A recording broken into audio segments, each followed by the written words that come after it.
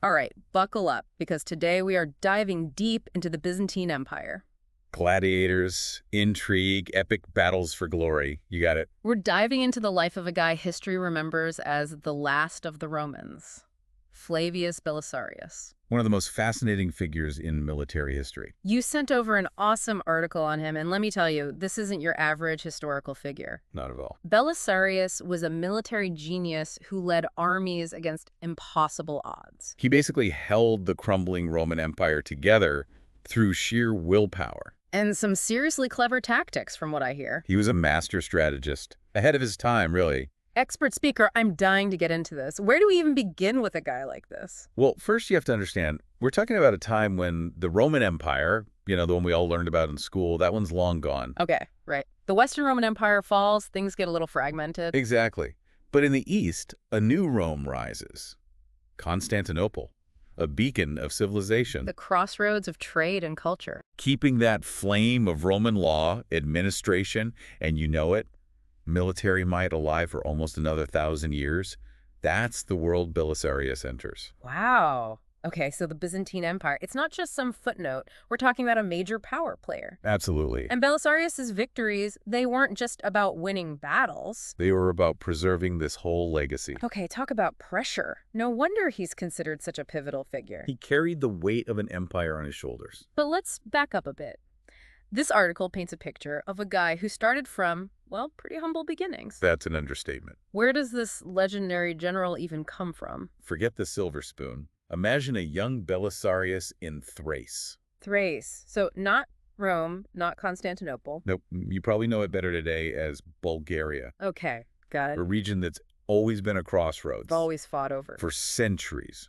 Growing up on the edge of the Byzantine Empire, he wasn't learning about warfare from scrolls. He was living it. Raids, skirmishes, the constant threat of invasion. That was his schoolroom. Wow. Talk about real-world experience. So this isn't just a guy who's good at reading maps and drawing up battle plans. He's got that grit, Oh, yeah. that instinct for survival honed from a young age. Absolutely. He had to learn to adapt or perish. But how does someone go from defending a border town to leading armies for an empire? Someone must have spotted his talent early on. Oh, talent like his, you don't miss that. So what happened? Picture this. He starts as a simple guard under Emperor Justinian I. Okay, not exactly glamorous, but hey, it's a foot in the door, right? Right. But it's not just any door. It puts him right in the thick of things, observing the court, The military leaders. the way power works. Mm. And when Justinian I took the throne, well, he saw Belisarius' potential. So, new emperor, new opportunities. Imagine being plucked from obscurity and made commander of an elite unit. Talk about a meteoric rise. That's how good this guy was. Okay, I'm already seeing the makings of a legend here. He's got the experience, the natural talent, and now the backing of the emperor himself. He's ready to prove himself. This Persian campaign we're diving into, that's where things really take off, right? Oh, absolutely. We're talking 530 A.D., and the Byzantine Empire's eastern border is constantly under threat from the Sasanian Empire. The Persians. Exactly. And these weren't just raiders. We're talking a superpower A rival to the Byzantines. in every way. At the Battle of Dara, Belisarius faces a classic dilemma. Let me guess. Outnumbered. Outnumbered, Outgunned. but not out of ideas. All right, this is where those trenches come in, right? The article mentioned them, but I have a feeling we're not talking about your average ditch-digging operation here. Not even close. Mm-hmm. This is Belisarius applying everything he'd learned growing up on that volatile frontier. Okay, so he's using the terrain to his advantage. He's using trenches, not just as defenses, but to manipulate the entire battlefield.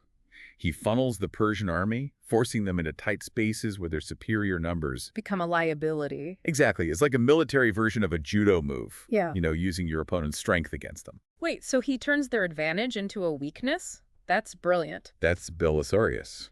And this victory, it wasn't just about pushing back the Persians for a year or two, was it? Oh, no. This had major consequences. Like what?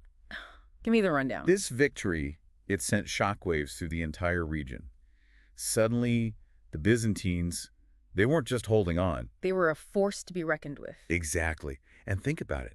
This victory, it solidified the use of trenches in warfare for centuries. Really? You see echoes of this tactic even in World War I. That's Belisarius' lasting impact, changing the way wars are fought. Okay, I am officially hooked. From dodging raids as a kid to outmaneuvering the Persians. You're telling me this is just the beginning? Oh, we're just getting started.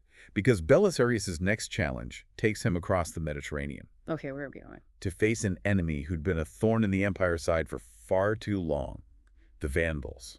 The Vandals, as in the guys who sacked Rome, weren't they, well, notorious for being pretty tough customers? That's an understatement. By the 6th century, the Vandal kingdom in North Africa, they were a powerhouse. Okay, so not just some ragtag group of raiders anymore. Controlled vital trade routes, their fleets were feared, they were constantly launching raids on Byzantine territory. It was more than just a nuisance, it was a direct challenge to Justinian's vision of a reunified Roman Empire. So what does Justinian do? He calls on his not-so-secret weapon. A guy who just pulled off the impossible against the Persians? Belisarius. Exactly. And once again, Belisarius, he doesn't disappoint. But what's fascinating about the African campaign isn't just that he wins. There's always a twist. It's how he adapts to a completely different enemy and terrain. All right, give me the rundown. How do you take on a kingdom that's been terrorizing the Mediterranean? All right, it's the 533 AD. Belisarius set sail with a force that, you guessed it, considerably smaller than the Vandal army. Here we go again. Outnumbered, but never outmatched. He'd learned from experience. He knows a war of attrition in a hostile land would be a disaster. He needs a decisive victory, and he needs it fast. I'm sensing a pattern here. Belisarius, outnumbered, but never outmaneuvered. What's the strategy this time? Speed. Surprise. And targeting the head of the snake. Be bold, be decisive. Instead of getting bogged down in a long campaign, he lands his forces and makes a beeline straight for Carthage. The Vandal capital. Talk about a power move. He's going straight for the heart of their power. He knew a swift victory could cripple the Vandals before they even knew what hit them. And did it work? It did. At the Battle of Ad Decimum, he routs the Vandal army. Think about the chaos, the confusion, as the defenders realize their king hasn't just been defeated. Has been captured? He captured the king. Seriously. That's not just winning a battle, that's dismantling their entire leadership. Talk about a power move. What happens to the Vandal kingdom after that? With their king a prisoner, their army shattered, they basically crumble. Belisarius returns to Constantinople with not just victory, Not just glory. treasures, including spoils that had been taken from Rome a century earlier.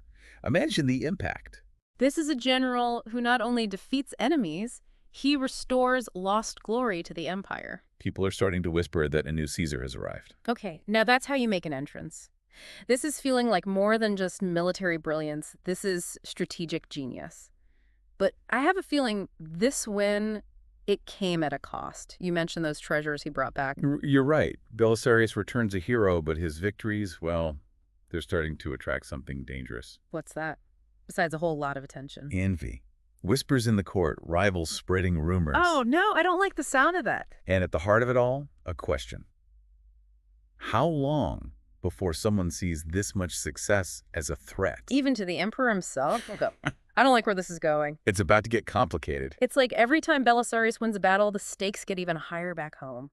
But before we get to all that palace intrigue, there's one more victory we have to talk about. Oh, yes. A victory so big, it's almost unbelievable. You're talking about Rome, aren't you?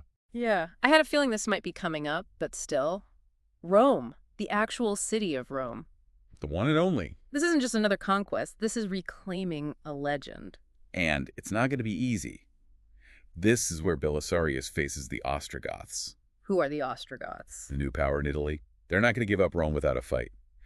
But before we get to those epic confrontations, we need to talk about the political realities of the Byzantine Empire, because things... They're about to get complicated. Oh, yeah. Okay, so we're talking about Rome, the ultimate prize. But you're saying before we even get to the battles, there's a whole other battlefield back in Constantinople. Think of it like this. Imagine being Justinian. You're the emperor. You've got this vision of restoring the empire to its former glory.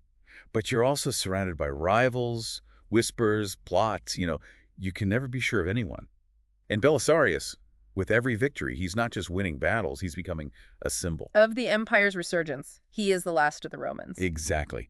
And that kind of fame, it casts a long shadow. So, even as Belisarius is off fighting the Ostrogoths, there are people back home trying to undermine him. Let's just say there are people in Justinian's ear who don't have Belisarius's best interests at heart. That's rough. But let's get back to Rome. How do you even begin to retake a city like that after it's been out of Roman hands for decades? It's 535 AD when Belisarius lands in Sicily, and this. This is a different kind of campaign than in Africa. Italy, it's the heartland of the old Western Roman Empire. It's not just some distant And province. the Ostrogoths, they've had decades to establish themselves. They're not going to give it up easily. So what's the plan? Belisarius, he knows he can't just march on Rome.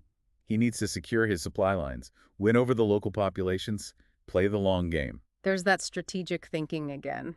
Always 10 steps ahead. He needs to be. Yeah. Because the Ostrogoths, they're no pushovers. I bet. They're disciplined, they know the terrain, and they've got a king Vitigus who's determined to keep hold of Italy. So a formidable enemy, but Belisarius has faced long odds before. What's the first move? He takes Naples, secures those vital ports, and by December 536 AD, he's at the gates of Rome. I bet that caused a stir. Here comes the last of the Romans to reclaim the city that symbolizes it all. Did he face much resistance? You'd think the Ostrogoths would put up a fight for their lives, right? But here's the thing about Belisarius. He had a reputation. A reputation for what? For being a fair, even merciful conqueror. Word had spread that cities that surrendered to him, they were often spared the usual horrors of war. So more carrot than stick. In a way, yes.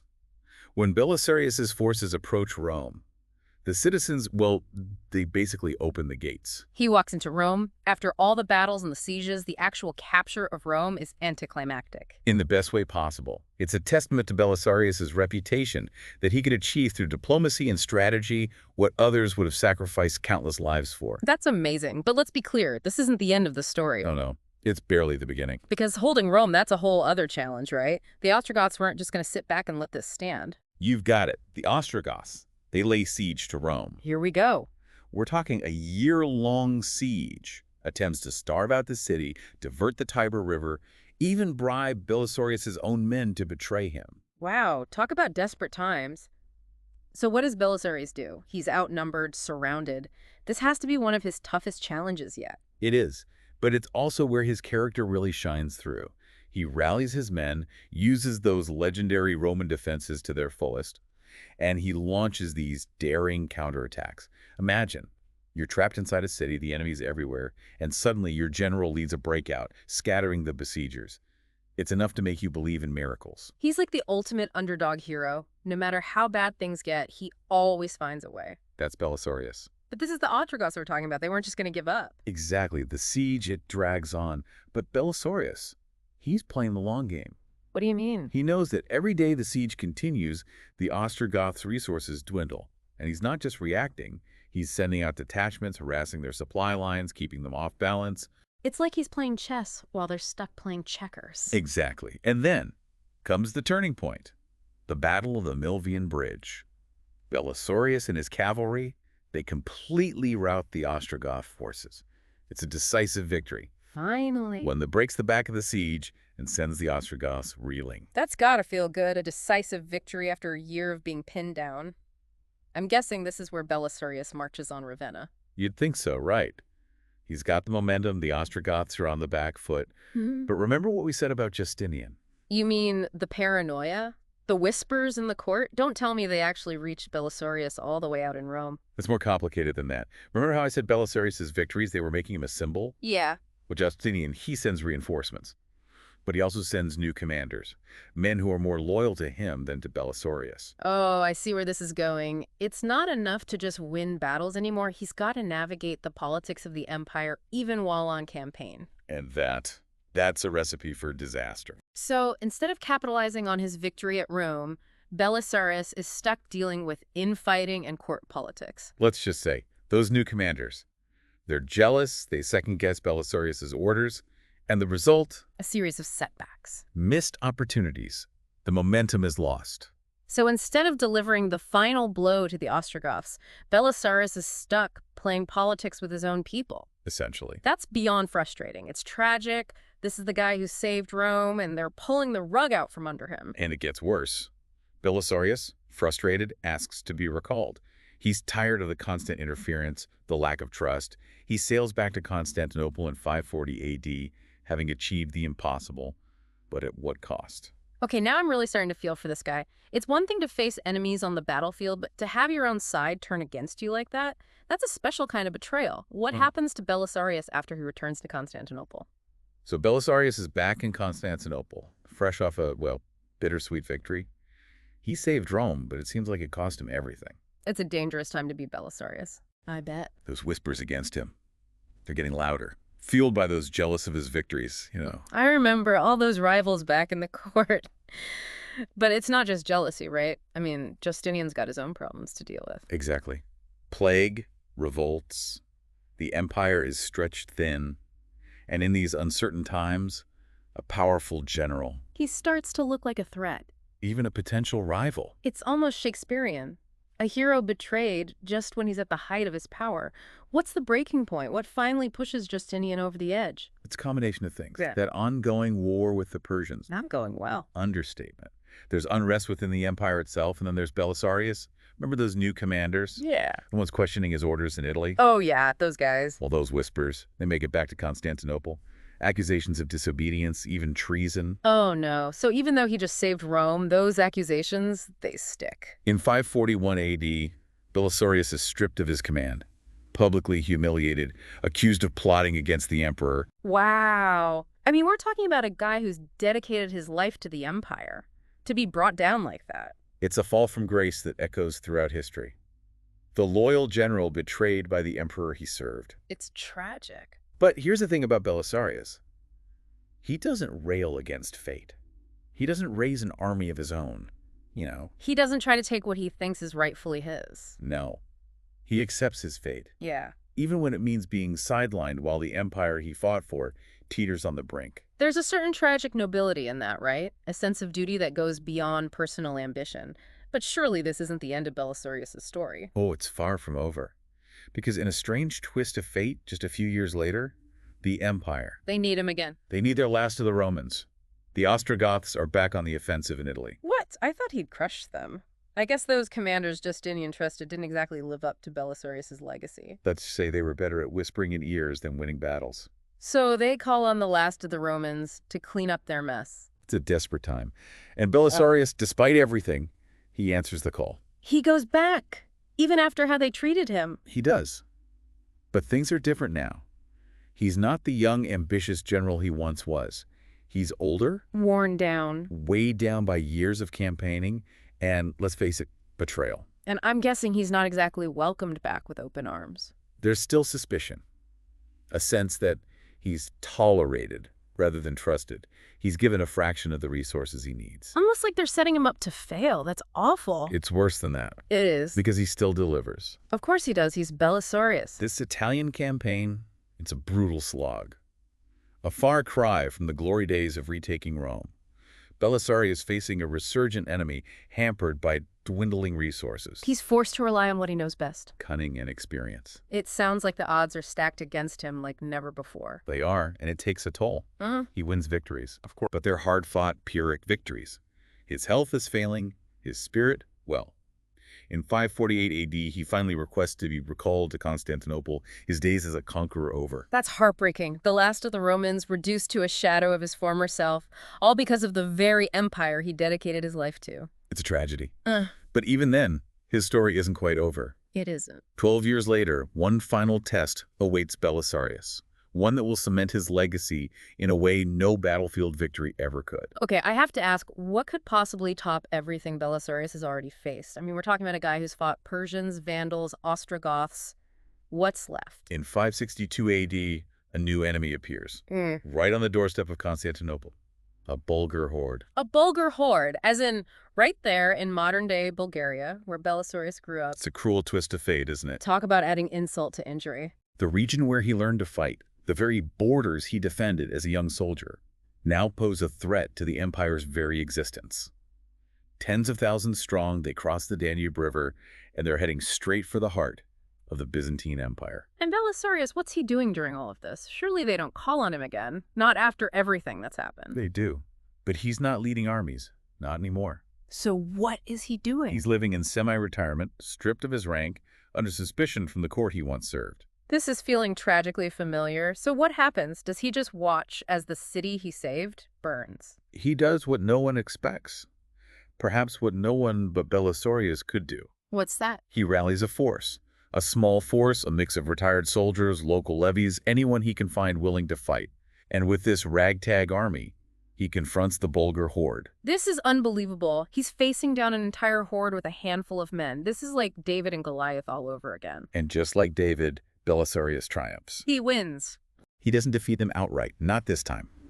He uses his cunning, his knowledge of the terrain, to outmaneuver them, harry their flanks, make them believe they're facing a far larger force. Classic Belisarius. It's a masterclass in asymmetrical warfare, proof that even in his old age, Belisarius, he hadn't lost his touch. It's almost poetic. The last of the Romans facing down invaders, defending the empire one last time.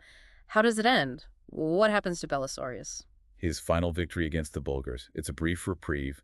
The following year, in 565 AD, Belisarius dies. Just like that. After all he endured, all he achieved, his end comes quietly. History is rarely tidy. And Belisarius' death, well, it's as shrouded in mystery as his life. We don't know the exact circumstances. Some say he died peacefully. Others whisper of lingering suspicions, even a final betrayal at the hands of the court. It seems fitting in a way, doesn't it? A lame of triumph and tragedy ending on an ambiguous note. It does. But here's the thing about Belisarius' story. It's a story that transcends the limitations of those historical records. He embodies a certain ideal, a dedication to duty, to something larger than himself that continues to resonate even today. He's a powerful image, the last of the Romans standing defiant against the tide of history. He reminds us that even in the face of impossible odds, even when betrayed by those we trust, there's a certain nobility in holding fast to our principles. And in doing so, we might just achieve something truly extraordinary. Flavius Belisarius, a soldier, a general, a man both blessed and cursed by fate. His story is a reminder that sometimes the greatest battles aren't fought on the battlefield, but within ourselves. Until next time, keep exploring, keep questioning, and as always, keep diving deep.